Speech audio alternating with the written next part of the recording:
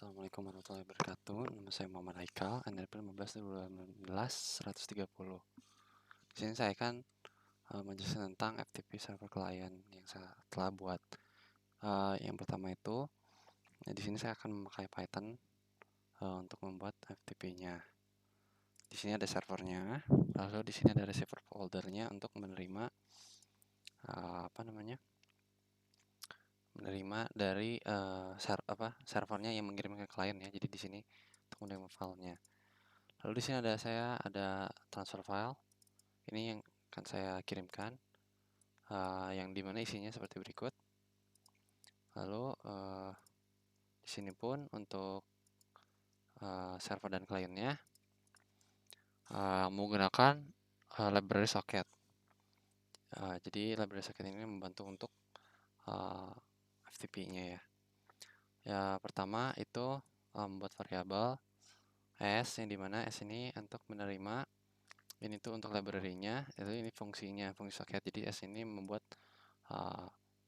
soketnya. Lalu setelah itu nanti membuat variable host, yang dimana host ini ada fungsi get hostname. Jadi get hostname ini fungsi dalam soket yang nanti akan menerima IP dari localhost-nya. Jadi misalkan seperti 127.0.0.1. Lalu buatlah satu variable port, di mana portnya ini tergantung masing-masingnya. Kalau di sini saya port untuk servernya itu saya menggunakan 8080. Lalu di sini dibind dulu dari host dengan portnya. Jadi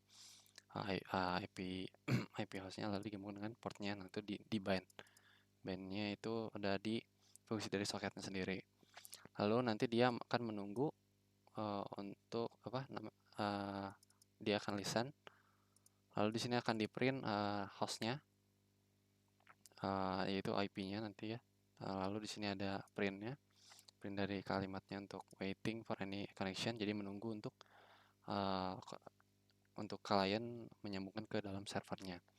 Lalu nanti setelah misalkan kliennya sudah nggak menyambungkan dengan server, dia akan di-accept dengan address yang nanti diterima dari kliennya. Lalu di sini ceritanya tuh untuk servernya akan mengirimkan data ke kliennya. Maka dari itu nanti masukkan filenya, nama filenya. Lalu setelah itu nanti di open si filenya, lalu di read dulu, read byte, RB itu read byte. Lalu di sini nanti si filenya itu akan di read, yang dimana kapasitas dari memori dari filenya itu tidak boleh lebih dari 1024 KB. Jadi jika lebih mungkin bakalan error ya, jadi terbatas. Lalu nanti setelah itu akan dikirimkan namanya si filenya. Nanti akan tulisan data has been transmitted successfully. Lalu untuk dari sisi kliennya hampir sama. Untuk dari sisi atasnya yang membedakan adalah connect. Jadi nanti si kliennya akan connect ke server. Jadi host dengan portnya tuh nanti kan ini tuh sama dengan yang ini ya. Cuma bedanya dari fungsinya, ini di bind, ini di connect. Jadi dia si kliennya mempunyai port sendiri, tapi hostnya host yang sama. Lalu nanti dia akan input file name-nya. Nanti jadi dia tuh istilahnya nge-rename file yang telah dia terima. Jadi dia mau nulisin namanya apa gitu. Nanti di write byte, nanti di receive si filenya yang dimana kapasitasnya cuma 1024 kurang atau sama dengan 1024. Lalu nanti setelah diterima nanti akan masuk ke dalam receiver folder. Mungkin kita praktekkan.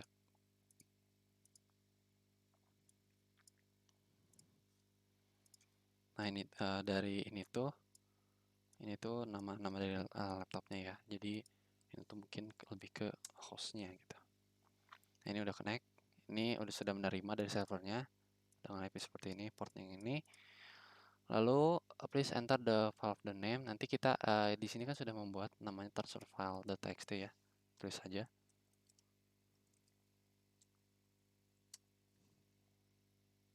Lalu nanti incomingnya kita tulis juga, misalkan nanti file has been received successfully. Kita coba cek dari foldernya, maka kita sudah mendapatkan